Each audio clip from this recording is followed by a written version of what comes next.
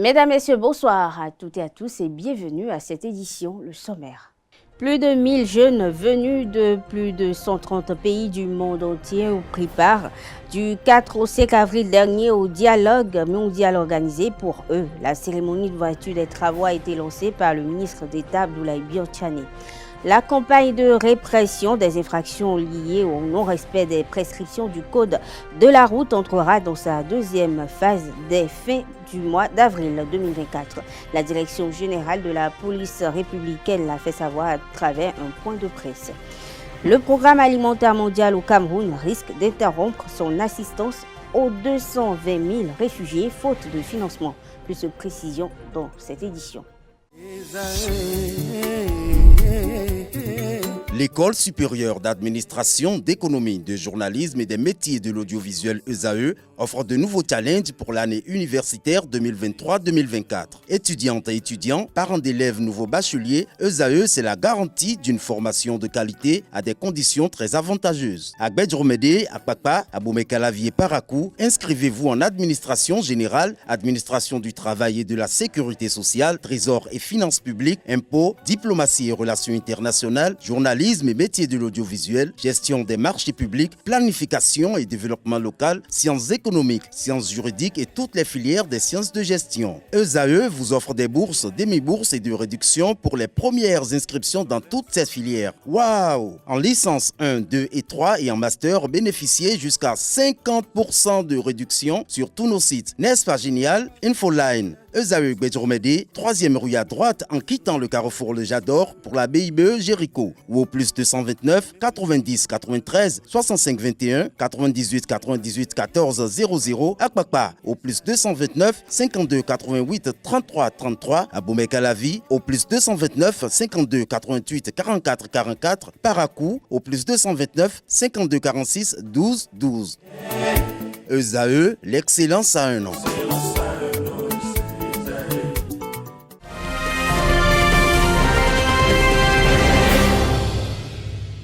Bienvenue dans le cadre des élections des conseillers pour la 7e mandature de la HAC. Le conseiller Potiemé Franck a officialisé sa candidature le 5 avril dernier à la Commission électorale nationale autonome Sénat. Après vérification des pièces, le candidat a reçu son récépissé provisoire. Suivez cet élément Guérit TV pour plus de précision.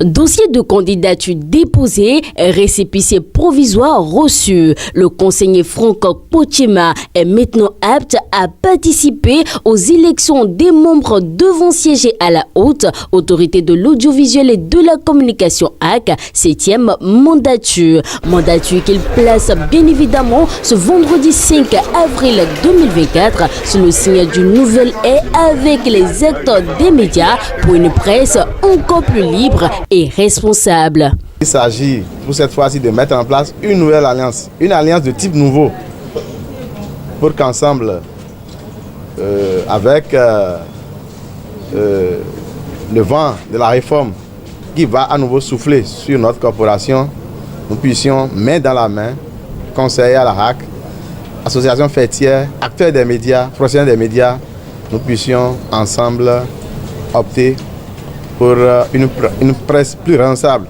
une presse qui s'assume, une presse qui permette à ces acteurs de pouvoir vivre de leur métier. La présence de tous ces ténors des médias et autres acteurs autour du candidat à la Sénat ce 5 avril 2024 témoigne du sens d'ingéniosité, de leadership et d'engagement de l'homme. Pour ces grandes figures de la presse, le candidat Potiema demeure le meilleur représentant dans la catégorie presse écrite des professionnels des médias au sein de l'institution de régulation.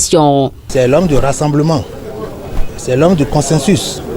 Et nous avons opté pour toujours l'accompagner, pour que nous puissions ensemble aller véritablement vers une presse de développement. Il a toujours milité pour que la condition de vie, les conditions de vie donc, des problèmes puissent vraiment s'améliorer. Et ici, il s'y accroche, il s'y attache, et c'est le moment de lui rendre. Donc, ce n'est que justice faite qu'il soit reconduit dans cette fonction parce que donc c'est au mérite. Et pour un niveau de développement et de liberté de la presse encore jamais atteint, les professionnels des médias invitent le paix à faire des choix responsables le 9 juin prochain. Mon message, c'est un appel à l'unité dans tous les camps, à la solidarité et que nous puissions voter dans la paix pour que véritablement ceux que les professionnels des médias veulent, à qui les professionnels veulent vraiment accorder à nouveau leur confiance, puissent passer dans la paix et dans l'unité. Je voudrais que nous puissions nous mettre au-dessus de la mêlée, au-dessus des petits détails, pour ne pas nous lancer dans des invectives ou dans des campagnes d'intoxication ou de dénigrement. Que ce qui va prévaloir soit les règles éthiques, soit les valeurs sur lesquelles nous voulons bâtir la presse béninoise pour des lendemains meilleurs. En attendant la clôture de l'étude des dossiers, ce soutien du candidat Franck Pochema nage dans l'espoir de célébrer le début de cette nouvelle alliance annoncée au soir du 9 juin 2024. Toujours en ce qui concerne les élections de conseillers pour la 7e mandature de la RAC, le patron de presse Basile Thibozo est officiellement entré dans la course pour l'élection des professionnels des médias catégorie presse écrite 7e mandature, comme je le disais, à la RAC. Il a déposé sa candidature le mercredi 3 avril dernier à la Sénat. Après l'étape de dépôt de sa candidature, il s'est prononcé au micro de ZAE TV. Suivons ensemble. J'ai observé ici à la Sénat une organisation parfaite, un dispositif qui accueille et qui reçoit. On sent qu'il y a une sorte d'organisation pratique qui a fait que les dossiers ont été déposés dans les formats, dans les normes, avec des formulaires qu'on a signés, avec le dépôt provisoire qu'on a reçu. Et je crois qu'en termes d'organisation, ici, je crois qu'on me dit que la mention elle est bonne. Nous ne sommes plus dans le jeu, nous sommes dans l'enjeu, comme vous le dites. Parce que définitivement, la RAC est devenue une institution précieuse qui regroupe 98% de notre vie professionnelle et que par conséquent, on doit y aller et travailler pour la corporation. J'estime que tant qu'il y a encore des choses à faire, il y a toujours un grain à apporter. Et ce grain-là, je peux l'apporter en lien avec l'ensemble des acteurs des médias pour relever les défis de la corporation. Les défis, vous le savez bien, il y a des réformes qui sont en cours. Vous savez bien que le monde des acteurs des médias est un monde aujourd'hui extrêmement difficile, avec beaucoup de complications existentielles. Les professionnels des médias sont dans la souffrance énorme. Je crois qu'il faut agir de façon rapide et absolue. La thérapie doit être de choc pour montrer un peu la massivité des drames que vivent les professionnels des médias. En plus de ça, vous savez que le monde de l'entreprise est difficile aujourd'hui. L'entreprise de presse est en difficulté. Les apports aux médias étatiques sont en berne. Et depuis un bon moment, je crois que l'entreprise de presse souffre. Les fêtiers sont en difficulté. Le monde des médias est en décrépitude. Autant de défis absolus, alarmants et imminents qu'on doit essayer, peu ou prou, de résoudre ensemble avec les autres acteurs des conseillers, si par la grâce de Dieu, vous m'y amenez. Je crois que, loin de tergiverser, de façon ramassée, c'est ce qu'on pourrait dire, parce que le professionnel des médias aujourd'hui vit sans convention de travail, il vit sans assistance sanitaire, il vit dans une situation d'absence de plan de carrière. Sa carte de presse qui est la sienne n'est pas encore valorisée à travers tous les avantages qui doivent aller avec. C'est autant de choses que nous allons essayer de faire pour que désormais, définitivement, on sorte un peu de cette ornière-là, de cette difficulté-là. Ce n'est pas l'Irondais qu'on reconnaît le printemps. L'habit ne fait pas le moine, mais c'est à travers l'habit qu'on reconnaît le moine. Je crois que si la RAC est une institution politique, qu'est-ce que les acteurs des médias ils vont faire? C'est la question. C'est pourquoi nous devons avoir la possibilité de révolutionner les choses, de manœuvrer autrement, de faire de la diplomatie à l'interne, des concertations à l'interne, pour que les dossiers qui sont les nôtres soient vus, appréciés et validés par nous-mêmes avant que ça n'ait en plénière de la RAC. Quand on a l'institution de façon verticale, on ne se plaint pas. Quand on ne le connaît pas, on a l'impression qu'on est seul. Je ne pense pas. Et comme je l'ai dit, nous avons eu 6 mandatures de la RAC. Nous allons essayer, par la grâce de Dieu, d'être dans la 7e mandature, si les acteurs des médias le veulent bien, pour qu'on puisse apprécier le rôle qu'on pourra jouer au terme des 5 ans, en allant vers la société des médias, à Cotonou, à Calavi, à Porto-Nouveau, à Moïcon, à Naditengu, à Parakou, à Lokusa, partout. Puisque je l'ai déjà fait, je vais continuer à le faire. Parce que le processus des médias, aussi loin que Tchoumi est important pour nous. Nous irons le voir pour lui parler de notre projet de société. Et c'est ce que nous allons faire, ensemble avec tous les acteurs des médias, hommes et femmes, jeunes et vieux, tous les graphistes, tous les photojournalistes, tous les journalistes sportifs, tous les web médias, les JRI, tout le monde. Parce que je pense fondamentalement que personne ne doit être laissé sur le carreau. L'ONG Al-Crea a lancé le 2 avril dernier à son siège la 2e édition du concours des meilleures productions de presse sur les faits de corruption. Une édition qui s'élargit à tous les types de médias. Le compte rendu est signé ESAE TV. Désormais, la presse écrite est concernée au même titre que la presse audiovisuelle, les médias en ligne. Le premier prix cette année, c'est 500 000 plus un trophée. Le deuxième prix, c'est 300 000 et un trophée. Et le troisième prix, c'est 200 000 plus un trophée. La présentation des innovations du concours des meilleures productions de presse sur les faits de corruption est le temps fort de la cérémonie de lancement de l'édition 2024. Donc il s'agit donc d'une œuvre d'enquête et d'investigation portant sur un cas de corruption ou d'infraction connexe. Ce que nous appelons infraction connexe, c'est tout ce qui a trait au détournement, abus de fonction, la prise illégale d'intérêt, l'enrichissement illicite, la fausse déclaration de patrimoine, le blanchiment de capitaux, la fraude dans les examens au concours, le délit d'initié, la corruption dans les marchés publics. C'est tout cet ensemble de malversations. Ce n'est pas seulement investiguer sur un cas de corruption, mais investiguer aussi sur les mécanismes de détection, de prévention, de dénonciation et de répression de la corruption. La présidente du jury 2023 a profité de ce lancement pour faire le bilan de la première édition. L'année dernière, nous avons reçu très peu de production et les aspects positifs du travail que nous avions abattu l'année passée étaient que déjà des journalistes ont quand même pris le temps d'aller sur le terrain et d'investiguer. Parce que lorsqu'on parle de corruption, c'est une thématique qui n'est pas aisée à aborder.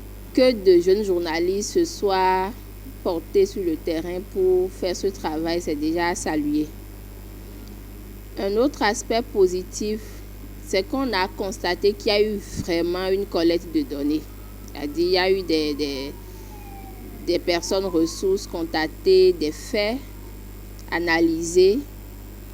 Mais d'un autre côté, nous avons remarqué qu'il y a eu, disons, très peu de candidatures, comme je l'avais déjà mentionné. Et au-delà, il n'y a pas eu de candidature féminine. Les journalistes intéressés par ce concours ont jusqu'au mois d'août pour présenter leur production pour des prix plus alléchants.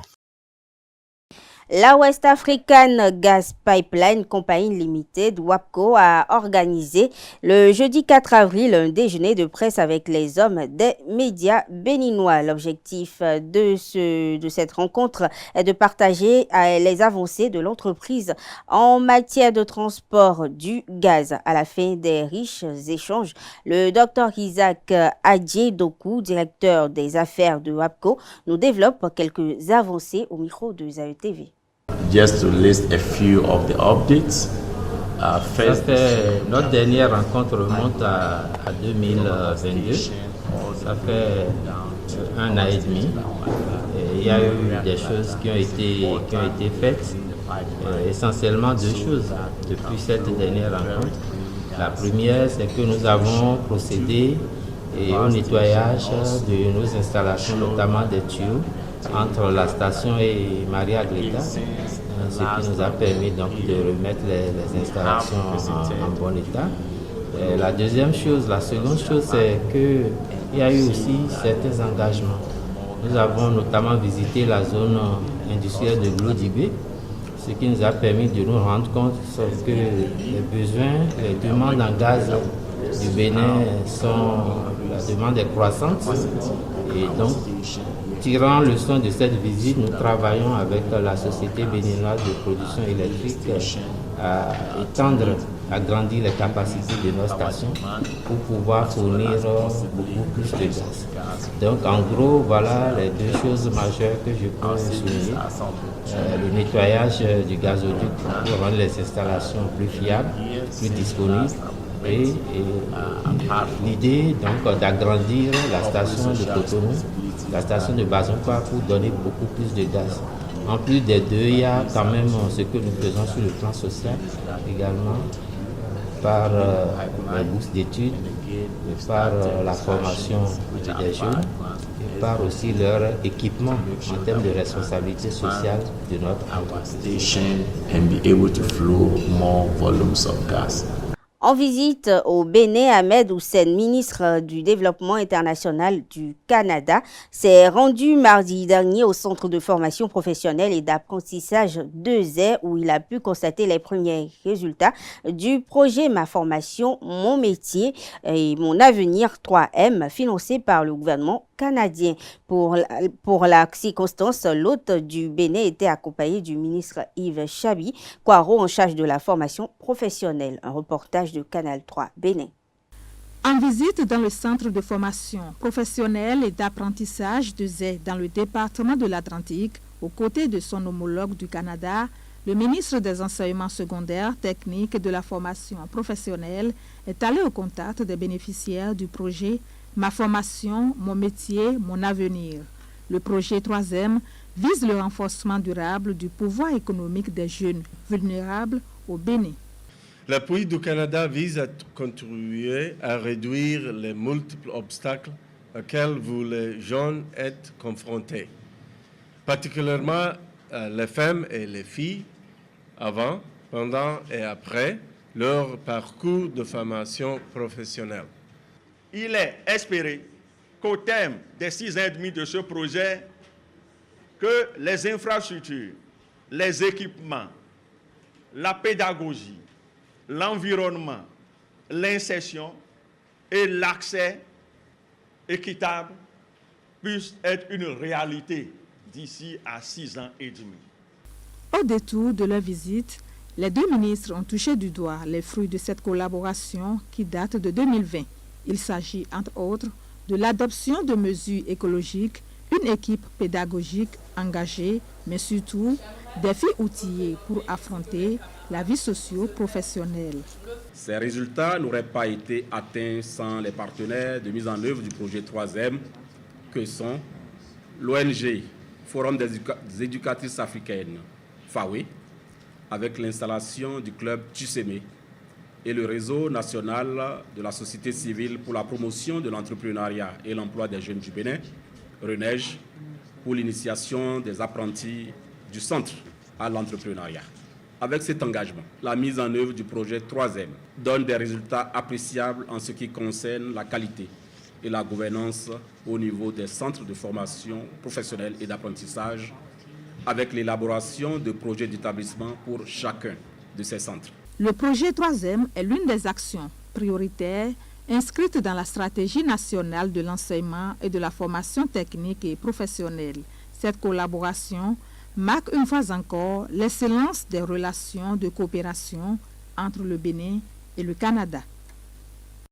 Vendredi 5 avril dernier, la mairie de Porto-Novo a remis des chèques à plusieurs écoles à cantine scolaire. Cette prise en charge de la mairie de Porto-Novo vise à couvrir l'acquisition des ustensiles de cuisine, le paiement des charges de personnes en charge de la préparation des repas, ainsi que les frais liés aux condiments et accessoires. Reportage signé Moride TV. Accompagner le gouvernement dans son action de cantine scolaire, c'est l'objectif de cet appui financier d'une valeur de 22 848 125 francs CFA octroyé par la municipalité de Porto-Novo au profit de 14 écoles primaires publiques à cantine scolaire de Porto-Novo en vue de garantir un repas équilibré aux apprenants. Dans l'après-midi de ce vendredi 5 avril 2024, le maire Chalmin Nyankoti, avec à ses côtés le 3e adjoint au maire, la secrétaire exécutive et le président de la commission des affaires sociales de la mairie, a procédé à la remise officielle de chèques aux directeurs des écoles bénéficiaires. De 4 écoles en 2021, pour un montant de 9 304 000, nous sommes passés en 2024 à 14 écoles pour un montant désormais de 22 848 125 francs. À ce jour, les frais liés à la cantine scolaire s'élèvent à un montant global de 32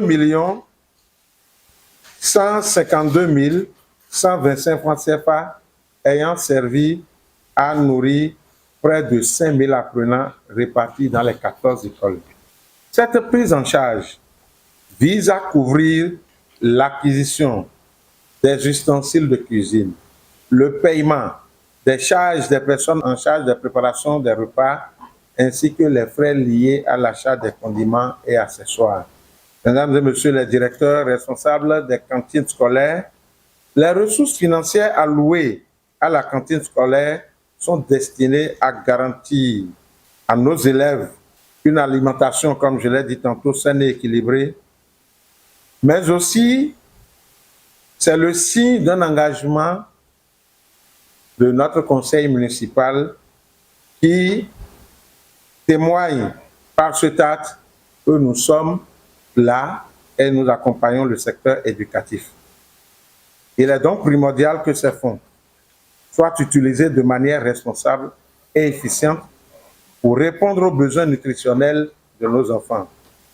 Je vous exhorte à veiller à ce que les fonds alloués soient utilisés également de manière transparente en priorisant l'achat de produits alimentaires de qualité, en garantissant la sécurité sanitaire des repas et en assurant un environnement propice à la préparation et à la consommation de ces repas.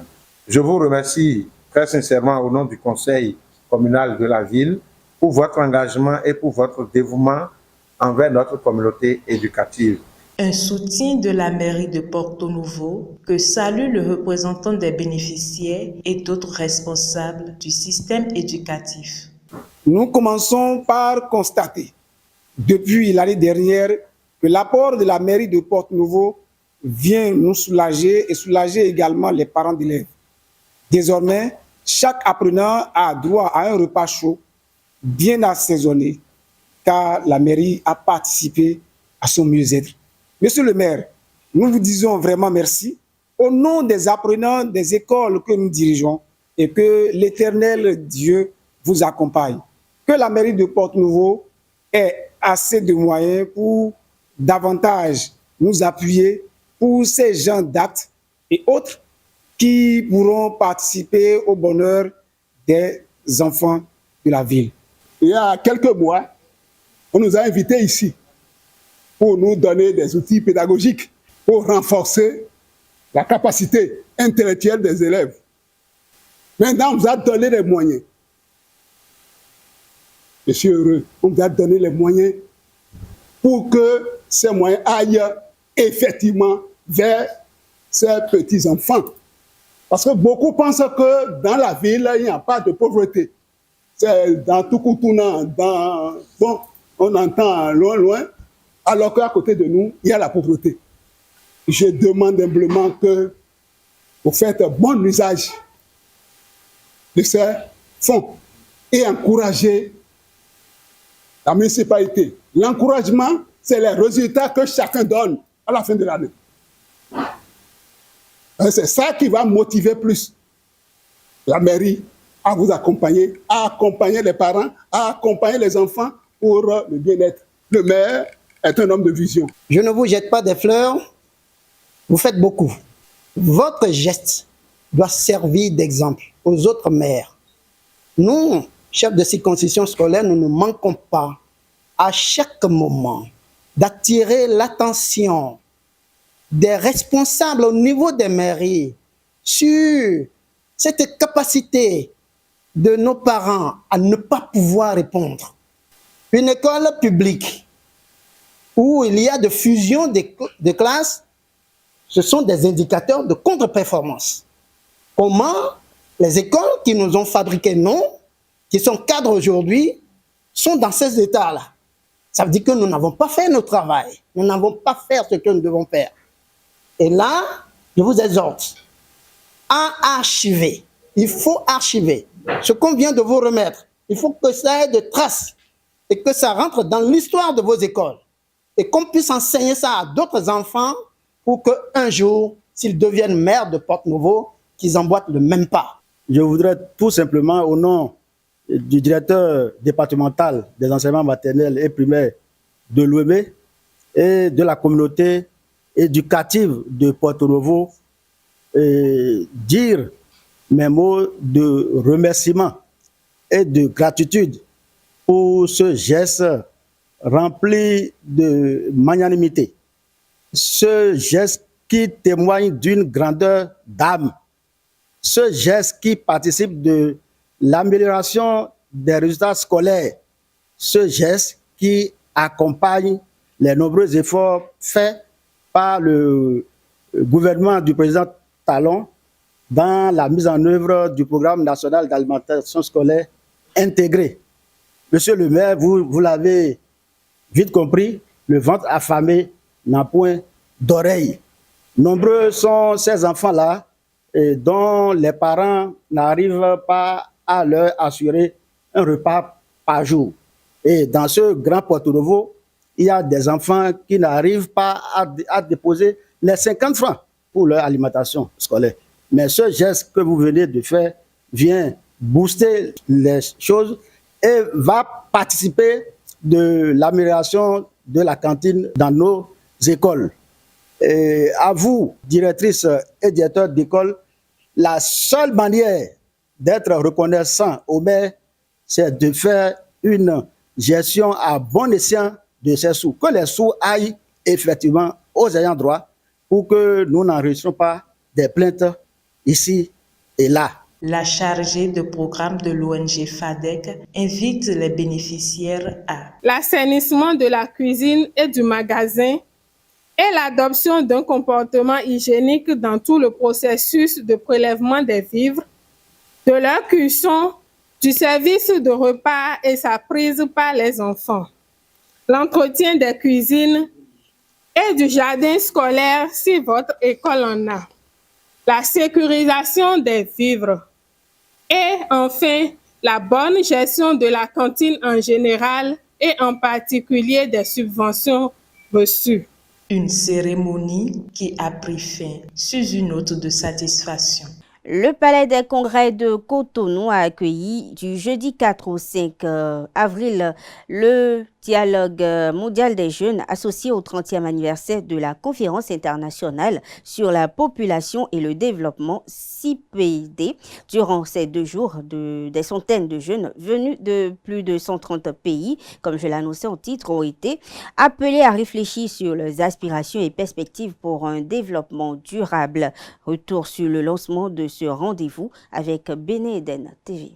Les dirigeants de tous les pays à l'écoute de la jeunesse du monde. C'est le dialogue mondial sur la jeunesse qui se tient depuis le Bénin. Une initiative des Nations Unies à travers UNFPA en collaboration avec le gouvernement béninois et plusieurs autres partenaires techniques et financiers. Elle offre l'opportunité à la jeunesse mondiale représentée par celle de plus de 130 pays de débattre des défis redoutables qui sont les leurs dans les domaines prioritaires que sont l'emploi, la santé, la scolarisation, la formation, l'environnement, l'engagement politique et social pour ne citer que ceux-là. C'est donc à juste titre que les jeunes entendent saisir la balle au bon.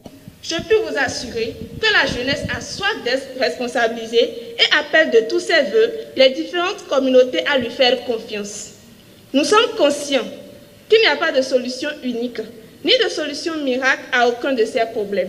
Oui, nous savons que vous avez des idées innovantes, mais une voix jeune est nécessaire pour vous inciter à agir malgré les contraintes auxquelles vous faites face pour produire des solutions à nos préoccupations.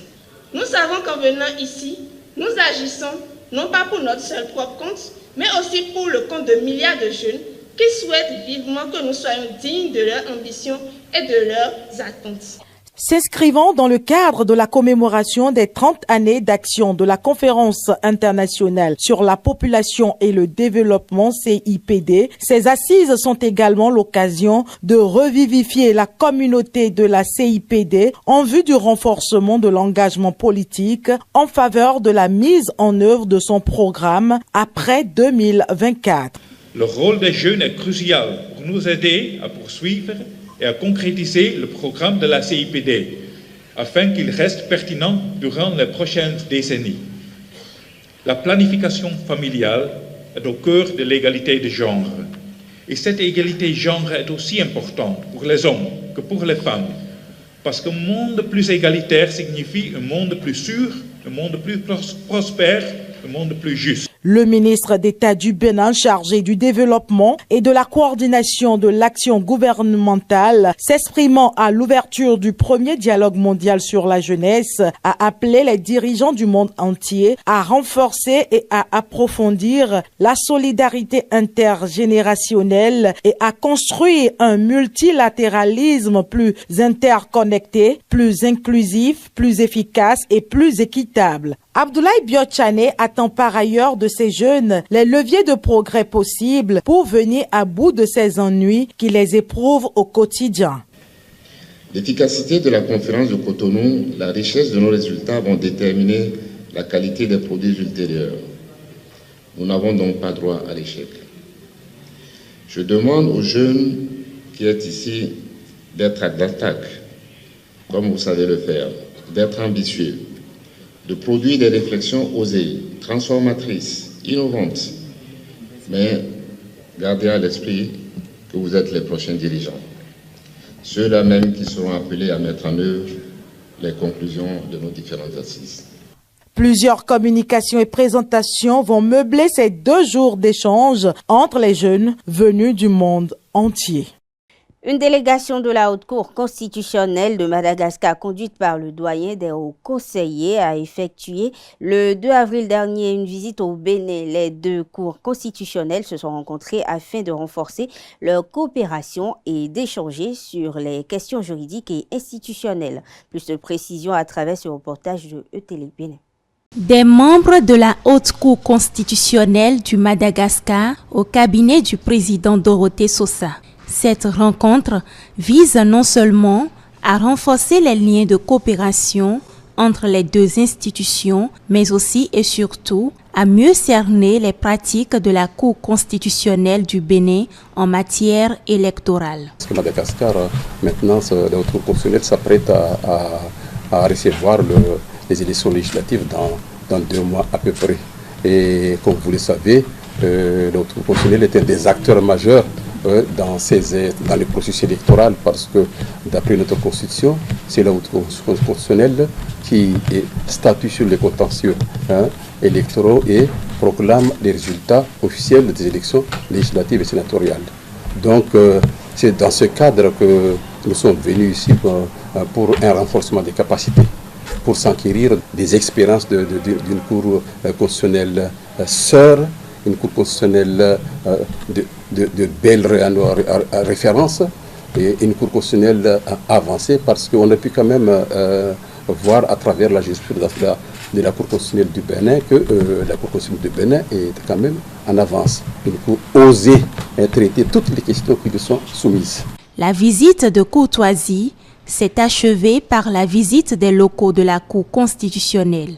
Les travaux vont se poursuivre entre les 2 juridictions. Les échanges porteront sur les compétences et attributions de la haute juridiction béninoise dans la gestion des contentieux électoraux. À la faveur d'un point de presse tenu le mercredi 3 avril dernier, la Direction générale de la police républicaine, après un bilan de la première phase de la campagne de répression contre les infractions routières a levé un coin de voile sur les infractions concernées par la deuxième phase. Ainsi, dans les tout prochains jours, un accent sera mis sur la répression des conducteurs des véhicules ainsi que leurs passagers qui dérogent au port obligatoire de la ceinture de sécurité. Un reportage de Canal 3 nous édifie davantage. La police républicaine est décidée à en découdre avec tous ceux qui foulent aux pieds les règles et prescriptions en termes de sécurité routière. Et la deuxième phase de répression, qui s'annonce plus dure et plus sévère, prend en compte toutes les formes d'infractions routières. Un accent particulier sera mis sur l'obligation pour le conducteur de toute voiture de porter sa ceinture de sécurité et de contraindre tous les passagers à bord à porter leur ceinture de sécurité. Nous mettrons également un accent particulier sur la répression du téléphone au volant. Nous allons contrôler de façon beaucoup plus stricte les assurances, les visites techniques et le paiement de la taxe sur les véhicules à moteur communément appelés TVM. En ce qui concerne les motocyclistes, un accent particulier sera mis sur les surcharges. Et c'est dans cette optique que je rappelais que la police républicaine est d'abord et avant tout une force humaine. Et que dans ce cadre, les surcharges impliquant des passagers de moins de 10 ans ne seront pas sanctionnés.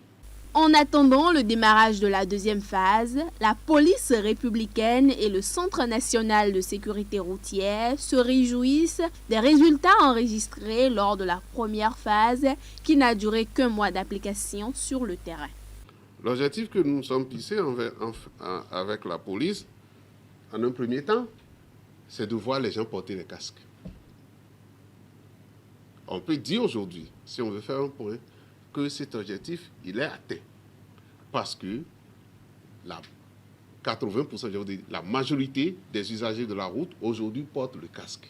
Il suffit simplement de se mettre à une intersection dans la ville de Cotonou pour voir le nombre de personnes conduisant donc de motos et remorquant les usagers et qui portent de casques.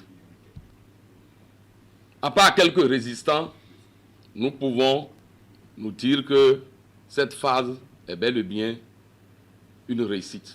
En ce qui concerne les bavures et les dérapages enregistrés sur le terrain au cours de la première phase de répression, la haute hiérarchie de la police républicaine rappelle que des mesures sont prises conséquemment. C'est vrai, nous avons enregistré des déviances, mais je voudrais que le commun des Béninois se rassure.